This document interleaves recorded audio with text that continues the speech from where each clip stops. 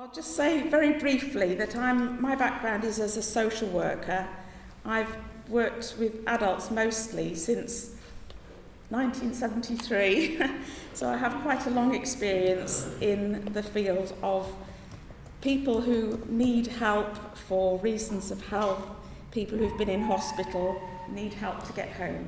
And therefore I've had an awful lot to do with doctors and nurses through my career, and have very much enjoyed working together with them, and I'm very concerned for their future, as I am for social care as well, which I might speak about a bit later. But I'd like to hand over to Estephanie to start us off, who will talk from the point of view of the Royal College of Nursing. It's a real privilege to be invited to speak to you about a matter that is dear to all of our hearts. I think it's our NHS, even those of us who work in it. We are also users of the National Health Service, so it's important to us that it continues to exist, that it continues to provide safe and sustainable services for patients. And we have a history, I think, in recent years of seeing the consequence of failure in the NHS, where it is impacted on the people who use services. And I think the challenge for the people who deliver those services is also that they have an impact, whether it be physical, emotional or professional, because when there are failures in care, inevitably a nurse or a doctor or another healthcare professional is taken before their regulatory body to answer questions as to why things went wrong. Now, in the RCN, we are very keen to work with people who commission NHS care services, whether it be health and social care or in the NHS, to ensure that the services they commission are sustainable, that they are of the right quality and they're of the right standard. And by saying that, we believe as the Royal College of Nursing that we need to have the right nurses with the right skills at the right place at the right time. And for many years, we've campaigned on a number of fronts around things like safe staffing levels. And that work went forward, and we were really sort of delighted when there was an announcement that this work was going to be taken forward. It has changed slightly. And I think it's wrong to think that we can have a figure of 1 to 8 as the safe staffing level. It's about what you need at the time. 1 to 8 might not be enough, thinking about the needs in that patient group. And I think about my experience as a manager of a children's department, where we would often, the minimum was to have 2 children's nurses per shift to make sure that we met the standards for the health and welfare of children and young people in hospitals. But invariably, if you think about during the winter when you've got children with meningitis, with whooping cough, with other infectious diseases that were very, very acutely ill, some critically ill, we could never find enough children's nurses to provide the level of intensive support that they needed. So having an arbitrary figure is, as a minimum, I think we need to recognise that that is the minimum, and that we need to say what is the level of need at the time and who is best placed to provide that. And it's not about just numbers. You could have 8 people on a shift, but if only 2 of those are registered nurses, or 1 of them, it makes it very, very difficult to provide that level and standard of care that I think patients have a right to expect, and that nurses and doctors have a right to want to deliver. Because there's nothing more demoralising, I think, after doing a shift, 12-hour shift or an 8-hour shift, to go home and have anxieties about the things you wished you could have done better. And, one of my colleagues is sitting in the room here, and we hear that oftentimes when we talk to our members, who say, I just wish I could have done a bit more. Or, on very rare occasions, you get people say, I went home and cried last night because I knew I could have done better, but I just didn't have the resource to do it. So we really continue to campaign to have the right number of nurses with the right skills. So it's about looking at some of the challenges we've identified through a freedom of information request that the BBC actually did. So you can argue it's very objective. It's not something that the RCN has had its dabs over, so there's no real vested interest in the figures that came back. And across the Northwest alone, we identified that there were 2,000 too few nurses in the system at the moment. And that was made more difficult by the introduction of the agency cap, where trusts were told they couldn't go to agencies to staff wards and departments because they were spending too much money on the agencies. Locums, medical staff was even more short than nurses, so they were spending a lot of money as well on locum doctors. And that creates a difficulty for the nurses who work in the system if they feel that they can't actually go and get a nurse from an agency. The rules actually does allow a trust to breach the agency cap if they can demonstrate that patient care would be compromised by not having more nurses on the ward. So we have to work constantly with our executive nurses and directors of finance to say, are you breaching the agency cap? Why? Because that actually does underpin our argument that there still aren't enough nurses in the system. We have a lot of trusts. I think most trusts in the region are going abroad to recruit, and they're not bringing back handfuls, they're bringing back hundreds of nurses from the Philippines, from the Indian subcontinent and elsewhere, just to plug the gaps that we have here. And one of the things that we know has caused that shortage was 3 years ago, the government actually reduced the numbers of commissioned places. So they're actually knocked out about 20,000 commissioned places. Can you just clarify what commission? Sorry. The Health Education England is an organisation that actually works out what the nursing workforce and other professional workforce numbers are. And they commission universities, certain universities, to provide training for nurses on the different branches. And that is how you attract student nurses into university placements, because, there used to be, a lot more than there were when they reduced the numbers of places that they commissioned across England. So we knew that that would be played through. In 3 years' time, there would be a shortage of nurses coming off the system. And that is made worse by the fact that during the 3-year training, we know that the student nurses going in, you might have 100, but there's high levels of attrition.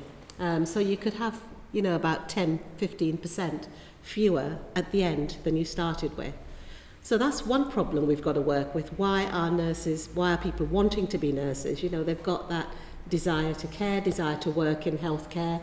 They actually get onto a programme and something happens either in the ward or the community or in the university that actually puts them off the profession and they leave. And that's a huge loss to us, particularly when we've invested quite a bit of sort of public money in getting them onto the programme. Maybe 18 months, 2 years in, they just abandon it as a career choice.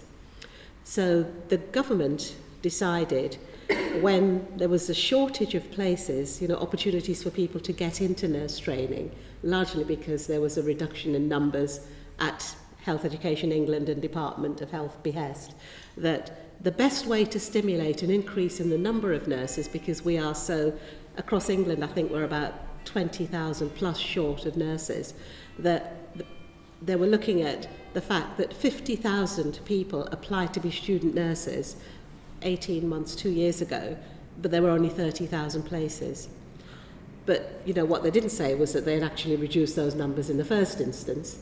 So to fill the gap, plug the gap, we were going to recruit abroad, not a sustainable position. And we really shouldn't be pillaging, emerging economies who are developing their own healthcare professionals to come and work here. And what we were seeing was a net drain. We would be training and developing nurses, and places like New Zealand, Australia, Canada, America, the Middle East absolutely love UK trained nurses. They recognise the quality of the product, they recognise the care that they're able to give, and seriously, there are people regularly just sort of scooping up our nurses, and we're bringing them in from somewhere else. So it's this kind of circular flow of staff. And the reason that our nurses leave is because they don't feel they're fairly remunerated. They feel they're working within systems where they haven't got enough resource, they haven't got enough time to deliver the care that they want. And they're not always leaving for more money, but they're people like you and I. They've got families, and it's not uncommon for a nurse to do a shift, to go home, get a phone call to say, we're short tonight, can you come in and do a night shift? Or can you come in and work till midnight if you can't do a night shift? Because it's really that close in terms of capacity. And after a while, that becomes so unsustainable because people want to have a work-life balance. They become very tired, they potentially make mistakes, and it's a really creaking system, so something needs to be done. So the government came up with the idea that from August 2017, that people who want to be student nurses will be like any other nurse, any other student, and they will apply to university and they'll pay their fees, £9,000 at the moment, but they could potentially rise, and they can then take on the student loans to manage some of that debt. And by doing that, there's an assumption that it will lead to 10,000 more students, 10,000 more people coming into the system who want to be nurses, and that we should have this kind of market force approach to attracting people. The Royal College of Nursing believes that that's probably not been well thought through, that there are a huge number of issues that have not been explained fully, and a number of risks in that. I don't know many people who are doing an academic programme that requires them to spend 2,300 of those 3 years, in 3 years, 2,300 hours actually working on a ward or in the community or in GP surgery. So these students of the future are going to pay £9,000 a year to come and work, which is quite an ask, isn't it? So there's no remuneration for the 2,300 hours that they have to contribute.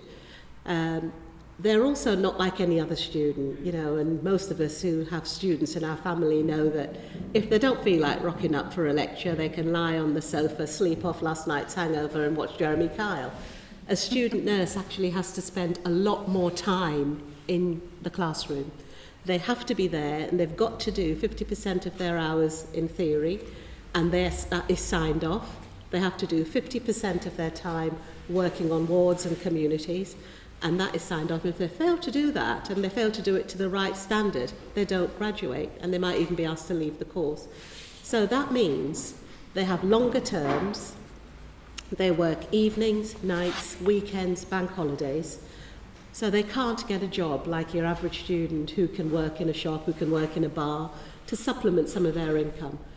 And our argument in the RCN, and I think our sister trade unions, is that student nurses aren't like other students, despite what people say. They're just like other students. I had an argument yesterday with somebody, not the day before, who said, well, why shouldn't they pay? They're guaranteed a job at the end. Other students aren't. But they're contributing such a huge amount to society. During their training, they're actually delivering care. And I don't know of any student, and certainly the students I've spoken to, who say, well, I'm supernumerary, that means they're not part of the numbers. And that's the deal. The students aren't meant to be part of the staffing numbers on a ward. But any of you who've been into one of our hospitals probably will have had care delivered to you by a student. Because A, they want to help, they see a gap, they will support, they will do assessments. And I know that students don't go off on their breaks because they see their registered nurses or HP colleagues, healthcare assistant colleagues working, missing their breaks, going home late, and the students stick in and they work alongside these people, and they don't say, well, I'm supernumerary, I can go now. So there's a lot of care being delivered that's not being paid for, and we're all benefiting from it as a society, and yet we're asking them to pay for that. Part of the government's suggestion around them getting a loan and a fee is that, and paying their fees, is that when they're going to clinical placements, those 2,300 hours, they have to spend £300 of their own money before they can claim for reimbursements for travel for that experience and for that care that they're contributing. I think that's quite a big ask as well, particularly when the average age of a student nurse is 29. The majority of the student nurses that come into their training have got caring responsibilities. They probably have young children. We attract a lot of men into the profession who would probably think twice about subjecting their family to such a large level of debt, which we've calculated to be about £60,000 at the end of their training. So students are telling us that they would think twice about going into nursing as a profession if they've got to incur that level of debt. And the challenge for them is, on qualifying, they immediately fall into the pay band where they start paying back. So £21,000, that's the entry point for a student nurse. We've got very few and diminishing opportunities for people to get higher up the hierarchy in nursing, because we're seeing what you call flatter structures. So you could spend a long time at a band 5 paying back your £60,000 worth of debt, and that is essentially another tax on your income. And it's at a point where nurses are probably in the lower 25% of graduate professions in terms of earnings after 3 years. So they're not up there with solicitors and doctors and other professionals who can command potentially much higher salaries. For many of them, if they get beyond a band 5, they're very fortunate. And I know a lot of nurses who spend their career working as a band 5 or a 6. So that debt is going to be hanging over them till they retire, which a lot of people don't want. So in the RCN, we're saying that we want the government to actually rethink this proposal and to think about what the risks might be. The assumption that we will end up with 10,000 more nurses after 3 years is huge. And I've spoken to people on the day that they announced this proposal, this bright idea. They said, okay, I'll take the loan, but I'll go abroad when I graduate. I'll work anywhere but here. I won't have to pay it back because they won't know where, I'll be overseas. And you can see that it's a huge potential risk in terms of increasing the capacity in the nursing workforce. Some of you might have seen sort of a television article or read about a document produced by the Nuffield Trust, which looked at what the future NHS workforce needs to look like, how we need to train people to work in new and different ways, develop new and different skills.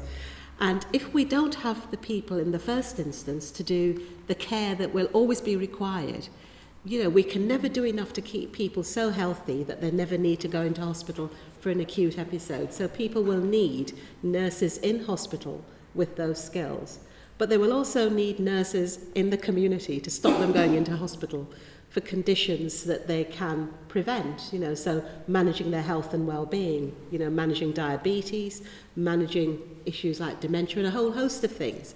And we know people are living longer, people are living with 2, 3, 4 conditions, and if we don't have the right level of nursing and medical support in the community to stop people going into hospitals and in care homes, we actually won't be able to afford to provide health and social care for the population.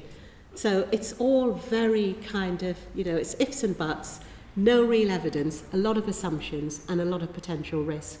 And we think, the RCN is actually calling on the government to put a halt to this, because it needs to be properly thought through. I think there's some real value, and the RCN believes there's some real value in having a diverse workforce in nursing and healthcare. The Department of Health actually challenges the NHS to provide a workforce that's representative of the people they care for. Now, if we create a scenario where people above 29 think twice about going into nursing, we could end up with a much younger workforce. And I think about when I started my training, I went in before I was 18. So potentially there'll be a lot of people who are coming through who are 18 who don't think twice about the debt, because you don't when you're 18, do you? You think, well, that's what my friends are doing, so I'll just get a student loan, I'll take debt.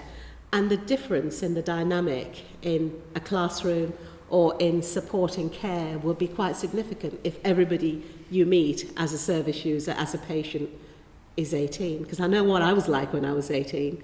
I thought I knew it all. But actually, there's a lot more life experience that's required, and having a mix of people in the classroom, in the workforce, is beneficial to everybody. And we really don't want to see that happen. Actually, having men in nursing is really useful. But thinking about that's the undergraduate bit. So we don't know what's going to happen there with the loans and the debt. We've asked for an equality impact assessment because we think it'll cut across people who've got caring responsibilities, childcare responsibilities, and there's not really a lot of evidence to show, that they will be able to manage, with the loans, with the debt, particularly when you think, buying textbooks, paying for food, paying for rent, all of that stuff, and then not being able to get a bit of a job to supplement your loans and things that an average student can get. They have fewer holidays, shorter holidays, longer academic terms, 4 terms a year, something like that. So I don't want to appear as if I'm shroud waving, but it's a real source of concern to us, because if we deter good people from coming into nursing, it is not good for society. We need good nurses, and failing to provide nurses at, sort of undergraduate level is risky. Now, by changing the way all education is funded for nurses, I think potentially does undermine what happens with that kind of report. How do we find opportunities to train existing, experienced, registered nurses to master's level? Because we know that nurses can do some tremendous things if they're given new skills. We've got nurse practitioners, advanced practitioners, specialist nurses working alongside medics in A&E and in other services, delivering significant and much needed work. And it's not about mini doctors, but it's actually using their skills in different ways to supplement the workforce, because we know we haven't got enough doctors either. And we, as a profession, expect them to be at master's level. Now, if they're going to have to take out a loan once they're registered to do that master's degree, we have nurse consultants who are at PhD level. If they have to fund that themselves, a lot of people will think twice about doing that. So how all of those things play through into what we envisage the nursing workforce, the shape of the workforce in the future, and how they work in hospitals and community, in GP surgeries, etc. It's really not based on a lot of evidence, and we need to have more conversations with the government. What we've been doing is encouraging our members to write to their MPs, ask them and there have been a number of questions raised in the House. We had a march yesterday, bursary or bust. Some students went down and met with a number of MPs, including Conservative MPs, and that was across all the trade unions. It wasn't just the RCN. But they're really trying to influence, because the decision came out with no consultation with any of us. It was just announced post the comprehensive spending review. And the bursary budget that was there is no longer there. So I don't think whatever we're doing is about reversing the decision. It's about trying to find a meaningful way forward that recognises the difference between student nurses and other students, that recognises the contribution to care that they make, but also is honest about the risk that this proposal poses to achieving a workforce that's fit for the future, that's sufficiently large and flexible and competent and capable. So we're calling on the government to halt that with our ask, really, and our call out is, if it's right for patients, if it's right for nurses, it's right for patients, because nobody wants to deter people coming into nursing. We need them, and I'm not just saying that because I'm a nurse. I'm saying that because I'm a citizen, and I'm getting toward that point in my life where I'm probably going to be in and out of hospital more, God forbid. But we all need nurses. We all need access to healthcare, whether it's prevention or intervention. So we can't afford to be constantly relying on nurses from abroad. And there was some, do you remember in the summer there was a big debate about nurses from overseas having to earn $35,000 after 6 years, or they'd be sent back to their countries of origin. I think if you were born in this country, you would struggle to be earning $35,000 after 6 years, because that is a ward manager job. £35,000, that's a band 7. Our nurses predominantly sit at 5s, and they think they're very fortunate if they get a 6. So to be at earning that level is going to be really challenging for these overseas nurses. We've had a stay of execution around that decision, but I think the Minister was very clear that this is a temporary stay, and that he expects the NHS to sort itself out, and they won't be extending the flexibilities that we currently have. So it's really imperative that we find a way forward that guarantees us a robust workforce. So, thank you.